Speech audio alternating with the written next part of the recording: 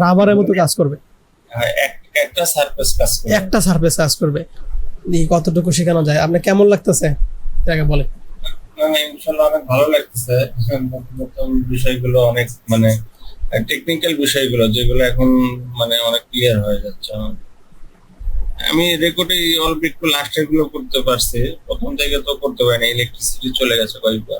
আচ্ছা, আমি ওই যে আপনার হলো গুগল ক্লাসরুমে একটা করে ক্লাস ওপেন করে ওখানে আমি এই প্রত্যেকদিন রেকর্ড আমাকে মনে করে দিন না, হয়তো বা প্রথমে রেকর্ড চালু করে। ওকে, তো এই হচ্ছে ফ্রি হ্যান্ড, এটা ছাড়া আর কিছুই না। তো এভাবে ফ্রি হ্যান্ড আপনি ইচ্ছা মতো করে ড্র করতে পারবেন। এভাবে ইচ্ছা মতো ড্র করে এভাবে আপনি পুষ্পল দিয়ে 4 ইঞ্চি বাড়ালেন অথবা ইয়ে করলেন। তো এইটা হচ্ছে আমাদের এই ফ্রি হ্যান্ড যে টুলটা রয়েছে, এটার কাজ হচ্ছে ওইটা। তো এখন আমি যতগুলো জিনিস আপনাকে শিখাইলাম, প্রথম হচ্ছে সিলেক্ট দিয়ে কিভাবে সিলেক্ট করা যায়। তো সিলেক্ট টুল দিয়ে আমরা চাইলে একটা ক্লিক করতে পারি অথবা অনেকগুলো ক্লিক করে সম্পূর্ণ মার্ক করতে পারি। 3-4টা ক্লিক করতে হয়। সাপোজ আমাদের এই ওয়ালটা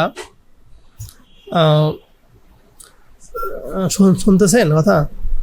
জি জি, হ্যাঁ, সাপোজ ধরেন যে আমি এই ওয়ালটা হইতেছে যে মার্ক করব, তো আমি এখানে একটা ক্লিক করলে কিন্তু জাস্ট ফন্ট সারফেসে আমাদের এখানে মার্ক হচ্ছে। একটা ক্লিক করলাম ফন্ট সারফেস। কিন্তু যদি আমি এখানে 2-3টা ক্লিক করি, দেখেন 2-3টা করলে কিভাবে বুঝবেন যে সম্পূর্ণ মার্ক হয়ে গেছে? দেখেন সম্পূর্ণ গ্রিন হয়ে গেছে, পিছনে ডানে উপরে সব দেখেন মার্ক হয়ে গেছে। তার মানে এই অবজেক্টটা সম্পূর্ণ মার্ক হয়ে গেছে। আমরা চাইলে এখান থেকে এটা কম্পোনেন্ট করতে পারবো। এবার মার্ক করে এখানে রাইট বাটন ক্লিক করে আমরা এখানে কম্পোনেন্ট করতে পারবো। একটা নাম দিয়ে দেবো ওয়াল, দিলাম যে ওয়াল, বাস ক্রিয়েট করলাম। এখন কিন্তু আর একটা ক্লিক করলে এটা মার্ক হয়ে যাচ্ছে, কারণ এটা একটা কম্পোনেন্ট হয়ে গেছে, একটা সম্পূর্ণ মিলে একটা হয়ে গেছে। আমরা একটা ক্লিক করে আমরা এখান থেকে মুভ করতে পারবো, এই মুভ টুল দিয়ে জাস্ট মুভ করে ফেলবো। ওকে, কিন্তু যদি আমরা এই কম্পোনেন্ট না করতাম তাহলে কিন্তু দেখেন একটা ক্লিক করলাম, ক্লিক করার পরে আমি এখন মুভ করতেছি মুভ টুল দিয়ে, দেখেন মুভ হবে না, এটা উল্টাপাল্টা, এটা এমনি একদিক চলে যাবে। কারণ এটা হচ্ছে অনেক সময় আমরা কিন্তু কমপ্লেক্স ডিজাইন করতে গেলে এমনভাবে ডিজাইনও করার সময় লাগতে পারে যে আমি একটা সার্ফেস করবো যেটা একটু অ্যাঙ্গেল, অনেক সময় আমরা গেট ডিজাইন করার সময় করি, এটাও কাজে আসে অনেক সময় আমরা। অথবা আমি একটা কাজ করি যে আমি এই অ্যাঙ্করটাতে আমি হচ্ছে যে এইখানে ক্লিক করলাম, এই 3টা অ্যাঙ্কর ক্লিক করলাম, ক্লিক করে যদি আমি এইখানে ক্লিক করি, দেখেন আমি চাইলে শোয়া দিব।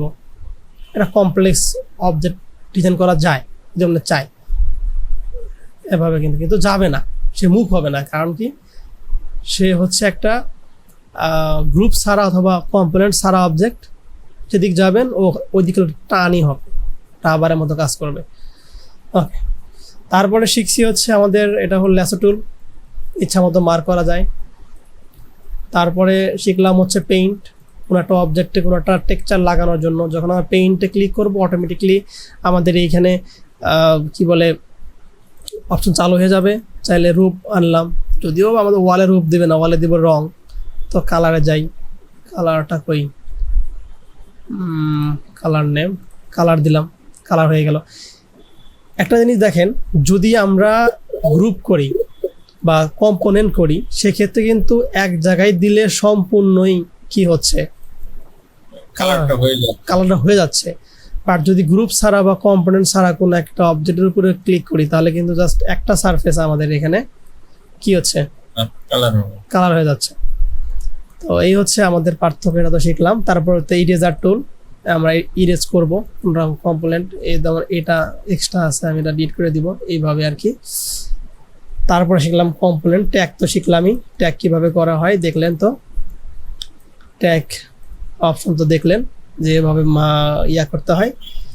তারপরে শিখলাম হচ্ছে লাইন, লাইন দিয়ে কিভাবে আমরা লাইন টানবো, লাইনের মাঝখানে অঙ্কগুলো দেখবো। তারপরে আর একটা অর্ধেক, এর অর্ধেক এটা, এর অর্ধেক এটা, এবং এই দুটোর মাঝখানে অর্ধেক হচ্ছে এইটা।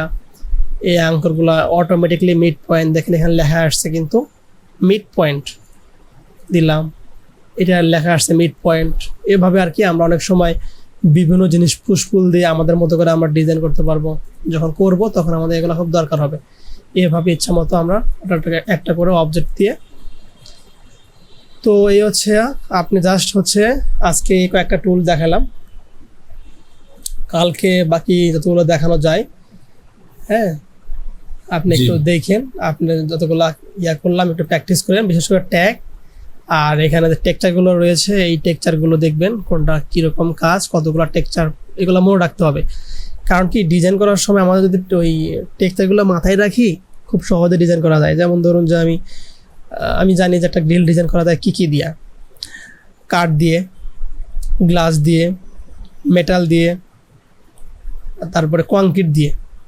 এটা ছাড়া কি আর আপনার হইতেছে বেলকনি বা গ্রিল ডিজাইন করা সম্ভব? আর সম্ভব না। যখন এই ম্যাটেরিয়ালসগুলো যখন মাথায় নিয়ে আসবেন তখন ডিজাইনটা সহজ হয়ে যাবে। তাই আমি কী দিয়ে করবো, এই চারটার মধ্যে একটা দিয়ে করি, নাই কংক্রিট, নাই উড, নাই স্টিল, না হয় গ্লাস, দেখবেন যে ডিজাইনটা সহজ হয়ে যাবে। এই জন্য আপনার এই টেক্সচারগুলো মনে রাখতে হবে, একটু দেখবেন যে কী কী টেক্সচার আছে, আপনার ইনডেপথ ভাবে সব আলোচনা করে এইগুলো আর কি। এভাবে কাজ করতে হবে, এভাবে কাজ না করলে প্রফেশনাল কাজ করা সম্ভব না। প্রো লেভেলে কাজ করতে গেলে এভাবে কাজ করতে হবে, এই আর কি। তাহলে আজকে এতটুকুই থাক। কালকে একটু 9টার মধ্যে এসে 11টা পর্যন্ত প্রত্যেকদিন 2 ঘন্টা করে আর কি। হ্যাঁ, আর যতটুকু সম্ভব হয় ইনডেপথ ভাবে আমার জায়গা থেকে শিখাই দেবেন ইনশাল্লাহ।